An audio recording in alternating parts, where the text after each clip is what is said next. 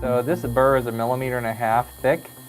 Use that to your advantage. So what you want to do is just make a little notch, the incisal edge, and the top of that burr should line up with the incisal edge of that tooth. So you can see that right there. It's just the depth of that burr right there. And then you're just going to mow off the rest. Go ahead. And that's your incisal reduction. So you can see the incisal reduction there is about 1.5 millimeters right there.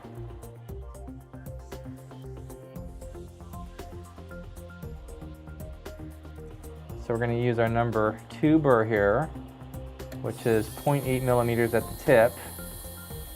And we are going to basically make a little line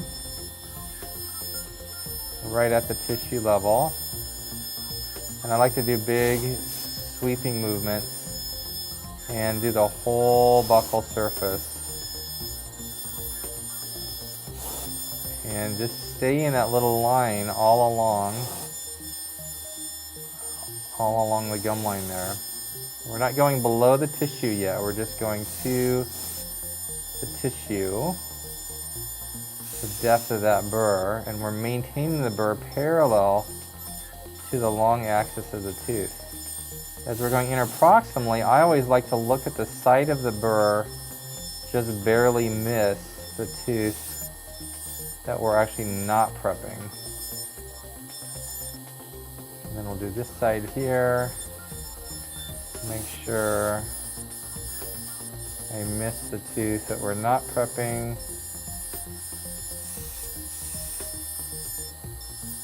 And then boom.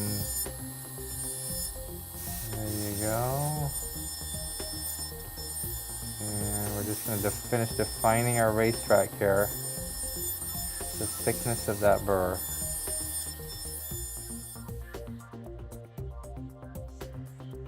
Now we're going to do our second plane of reduction, and this brings me to a key point. When you're doing anterior crown preparation, you want a thin incisal edge that follows the arch form.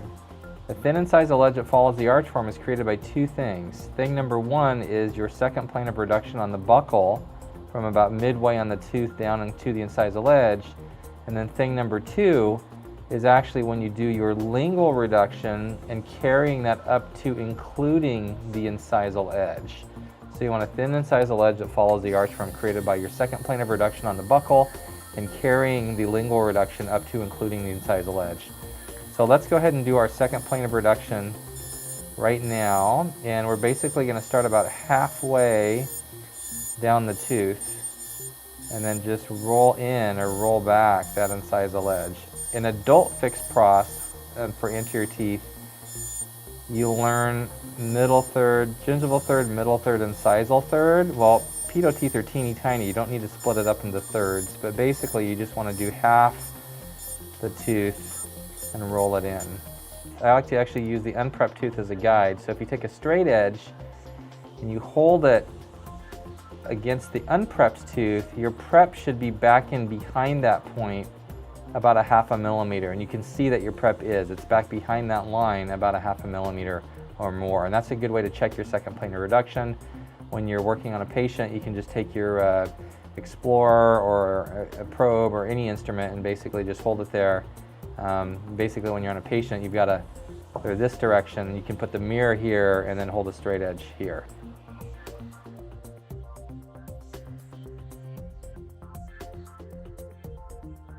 You want to actually not only prep in the middle of the tooth to make it concave, but you want to carry that incisal or that lingual reduction up to include the incisal edge.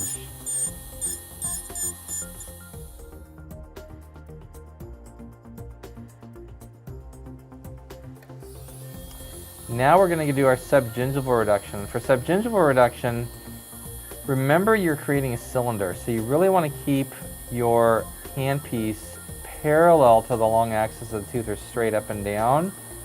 you don't really want to be tapering it, and I'll show you why in a few minutes.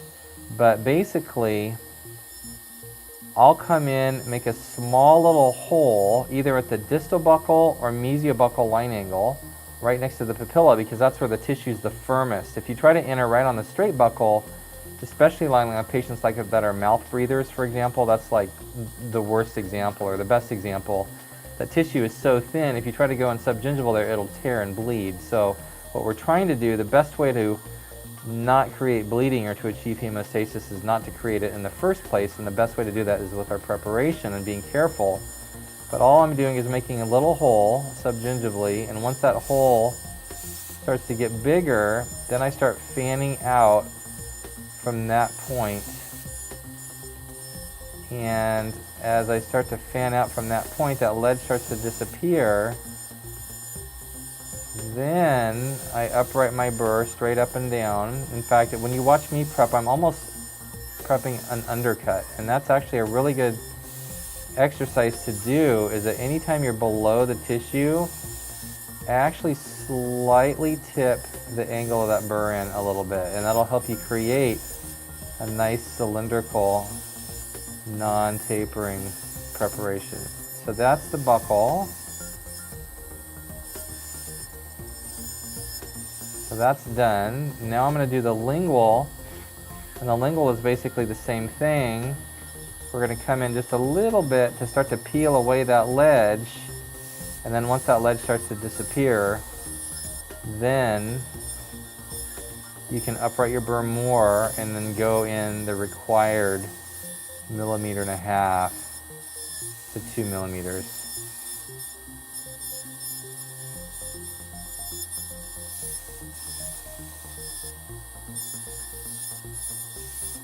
And then when everything else is done, when you're all done there, then you're going to do the ring around the rosy 5 times. Once again, you're going to angle that burr in just a little bit.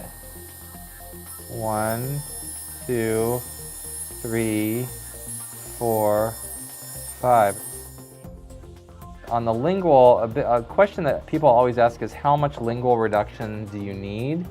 And really there's not an exact amount. It's not like 0.5 or 0.7 millimeters, but basically what I do is I will just make the lingual surface concave and kind of scoop it out. But the important thing to remember is we want to include the incisal ledge. So really you want to make the lingual surface concave and then just extend that or pull that burr up to include the incisal edge so that you get that thin incisal edge that follows the arch form, because that's the key point for anterior tooth preparation. You want a thin incisal edge that follows the arch form. It's created by 2 things. Number 1, your second plane of reduction on the buccal, and then number 2, carrying the lingual reduction up to including the incisal edge. Completed preparation. Do you need to round the edges? It's optional. So now we can try our tooth on, and with practice, your tooth should fit on the first attempt every time, and it does. So there it is. There's our finished restoration.